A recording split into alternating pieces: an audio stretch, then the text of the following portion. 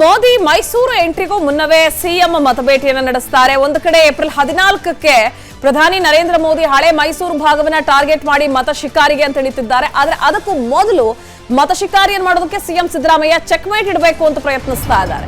ಇಲ್ಲಿ ಪ್ರಧಾನಿ ನರೇಂದ್ರ ಮೋದಿ ಎಂಟ್ರಿಗೂ ಮುನ್ನವೇ ಸಿಎಂ ಪ್ರವಾಸವನ್ನ ಕೈಗೊಂಡಿದ್ದಾರೆ. ಪ್ರಧಾನಿ ನರೇಂದ್ರ ಮೋದಿ ಮೈಸೂರು ಎಂಟ್ರಿ ಆಗೋದಕ್ಕಿಂತ ಮುಂಚೆನೆ ಅವರು ಅವರ ಒಂದು ಪ್ರಾಬಲ್ಯವನ್ನ ಅಲ್ಲಿ ಹಿಡಿತವನ್ನ ಸಾಧಿಸಿಕೊಳ್ಬೇಕು ಅನ್ನೋ ನಿಟ್ಟಿನಲ್ಲಿ ಚೆಕ್ಮೇಟ್ ಇಡೋದಕ್ಕೆ ಮುಂದಾಗ್ತಿದ್ದಾರೆ. ಪ್ರವಾಸವನ್ನ ಕೈಗೊಂಡಿದ್ದಾರೆ. ಮೈಸೂರು ಚಾಮರಾಜನಗರ ಗೆಲ್ಲೋದಕ್ಕೆ ಹೇಗಿದೆ ಹಾಗಿದ್ರೆ ಸಿಎಂ ಸ್ಟ್ರಾಟಜಿ? ವಿಸ್ತಾರ ನ್ಯೂಸ್ ನಲ್ಲಿ ಸಿಎಂ ಕ್ಯಾಂಪೇನ್ ರಣತಂತ್ರದ ಡೀಟೇಲ್ಸ್ ಅನ್ನು ನೋಡ್ತಾ ಹೋಗೋಣ. ಯಾಕಂದ್ರೆ ತವರು ಕ್ಷೇತ್ರ ಮೈಸೂರು, ಈಗ ಆಲ್ರೆಡಿ ಅವರದ್ದೇ ಸಚಿವರಿಗೆ ಹೇಳಿದ್ದಾರೆ, ನಿಮ್ಮ ಅಭ್ಯರ್ಥಿಗಳನ್ನ ಗೆಲ್ಸ್ಕೊಂಡ್ ಬರ್ಲಿಲ್ಲ ಅಂದ್ರೆ ಅಧಿಕಾರದ ಆಸೆಯನ್ನ ಮರೆತು ಬಿಡಿ, ಅಧಿಕಾರದಿಂದ ಕೆಳಗಿಳಿಬೇಕಾಗತ್ತೆ ಅಂತ ಹೇಳಿದ್ರು. ಸೊ ಹೀಗಿದ್ದಾಗ ಕೇವಲ ಸಚಿವರಿಗೆ ಕಾರ್ಯಕರ್ತರಿಗೆ ಅಷ್ಟೇ ಅಲ್ಲ, ಈ ಒಂದು ಸೂಚನೆ ಸ್ವತಃ ನಮಗೂ ಅಪ್ಲೈ ಆಗುತ್ತೆ ಅನ್ನೋದು ಬಹುಶಃ ಅವರ ನಡೆಯಲ್ಲಿ ನಾವು ಗಮನಿಸಬಹುದು. ಇಲ್ಲಿ ಮತ್ತೆ ತವರು ಜಿಲ್ಲೆಗೆ ಸಿಎಂ ಸಿದ್ದರಾಮಯ್ಯ ಎಂಟ್ರಿ ಕೊಡ್ತಿದ್ದಾರೆ. ಯಾಕಂದ್ರೆ ಕಳೆದ ಕೆಲ ದಿನಗಳ ಹಿಂದೆ ವಿಶ್ರಾಂತಿಯ ನೆಪವೊಡ್ಡಿ ಕಬಿನಿಯ ಹಿನ್ನೀರ್ನಲ್ಲಿರುವಂತಹ ಒಂದು ರೆಸಾರ್ಟ್ ನಲ್ಲಿ ಸ್ಟೇ ಆಗಿದ್ರು. ಅಲ್ಲೂ ಕೂಡ ರಾಜಕಾರಣ ಮಾಡಿದ್ರು. ಒಂದಷ್ಟು ಬಿಜೆಪಿ ಹಾಗೆ ಜೆಡಿಎಸ್ ಕಾರ್ಯಕರ್ತರನ್ನ ಸೆಳೆಯುವಂತಹ ನಿಟ್ಟಿನಲ್ಲಿ ರಣತಂತ್ರವನ್ನ ರೂಪಿಸ್ತಾ ಇದ್ರು. ಇದೀಗ ಮತ್ತೆ ತವರು ಜಿಲ್ಲೆಗೆ ಸಿಎಂ ಸಿದ್ದರಾಮಯ್ಯ ಎಂಟ್ರಿ ಕೊಡ್ತಿದ್ದಾರೆ. ನಾಳೆ ನಾಡಿದ್ದು 2 ದಿನ ಸಿಎಂ ಕ್ಯಾಂಪೇನ್ ಮಾಡ್ತಾ ಇದ್ದಾರೆ. ಮೈಸೂರು ಚಾಮರಾಜನಗರ ಕ್ಷೇತ್ರವನ್ನ ಗೆದ್ಕೊಂಡು ಬರಲೇಬೇಕು ಅನ್ನೋ ನಿಟ್ಟಿನಲ್ಲಿ. ಸೊ ತವರು ಜಿಲ್ಲೆಯಲ್ಲಿ 3ನೇ ಬಾರಿಗೆ ಸಿಎಂ ಪ್ರಚಾರಕ್ಕೆ ತೆರಳುತ್ತಾ ಇರೋ ಸಂದರ್ಭವನ್ನ ನಾವು ಗಮನಿಸಬಹುದು. ಮೈಸೂರು, ಕೊಡಗು, ಚಾಮರಾಜನಗರದಲ್ಲಿ ಪ್ರಚಾರ ಮಾಡ್ತಾರೆ. ಪ್ರಜಾಧ್ವನಿಯ 2 ಯಾತ್ರೆ ಮೇಲೆ ಮೂಲಕ ಸಿಎಂ ಮತಬೇಟಿಯನ್ನು ನಡೆಸ್ತಾರೆ.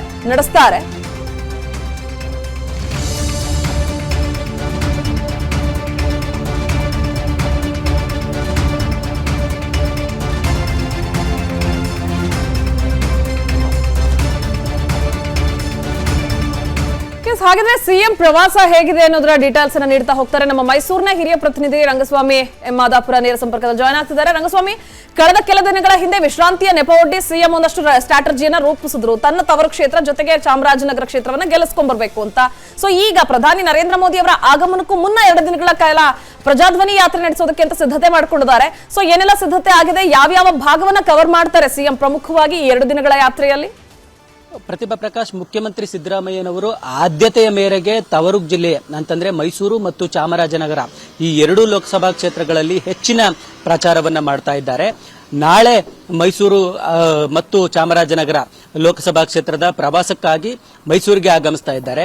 ನಾಳೆ ಇಡೀ ದಿನ ಚಾಮರಾಜನಗರ ಲೋಕಸಭಾ ಕ್ಷೇತ್ರದ ಒಟ್ಟು 5 ವಿಧಾನಸಭಾ ಕ್ಷೇತ್ರಗಳ ವ್ಯಾಪ್ತಿಯನ್ನು ಒಳಗೊಂಡಂತೆ ಕಾರ್ಯಕ್ರಮಗಳನ್ನು ಮಾಡುತ್ತಾರೆ. ಪ್ರಜಾಧ್ವನಿ ಯಾತ್ರೆ 2 ಅನ್ನುವಂತಹ ಶೀರ್ಷಿಕೆಯಡಿ ಕಾರ್ಯಕ್ರಮವನ್ನು ರೂಪಿಸಲಾಗಿದೆ. ಕೊಳ್ಳೇಗಾಲದಲ್ಲಿ ಆಯೋಜನೆ ಆಗಿರುವ ಕಾರ್ಯಕ್ರಮ ಕೊಳ್ಳೇಗಾಲ ಮತ್ತು ಹನೂರು ಲೋಕಸಭಾ ವಿಧಾನಸಭಾ ಕ್ಷೇತ್ರ ಈ 2 ಕ್ಷೇತ್ರಗಳನ್ನು ಒಳಗೊಂಡಂತೆ ಬೃಹತ್ ಕಾಂಗ್ರೆಸ್ ಕಾರ್ಯಕರ್ತರ ಸಮಾವೇಶ ಆಗಿದೆ. ಆ ಕೊಳ್ಳೇಗಾಲದ ಕಾರ್ಯಕ್ರಮವನ್ನು ಮುಗಿಸಿಕೊಂಡು ಅವರು ನಂಜನಗೂಡಿಗೆ ಆಗಮಿಸ್ತಾರೆ. ನಂಜನಗೂಡಿನ ಕಳಲೆ ಗ್ರಾಮದಲ್ಲಿ ಕಾರ್ಯಕ್ರಮವನ್ನು ಆಯೋಜನೆ ಮಾಡಲಾಗಿದೆ. ಇಲ್ಲಿ ನಂಜನಗೂಡು ಮೀಸಲು ಕ್ಷೇತ್ರ ಮತ್ತು ಸಮೀಪದ ಗುಂಡ್ಲುಪೇಟೆ ವಿಧಾನಸಭಾ ಕ್ಷೇತ್ರ ಈ 2 ಕ್ಷೇತ್ರಗಳ ಒಳಗೊಂಡಂತೆ ಕಾಂಗ್ರೆಸ್ ಕಾರ್ಯಕರ್ತರ ಬೃಹತ್ ಸಮಾವೇಶವನ್ನ ಆಯೋಜನೆ ಮಾಡಲಾಗಿದೆ.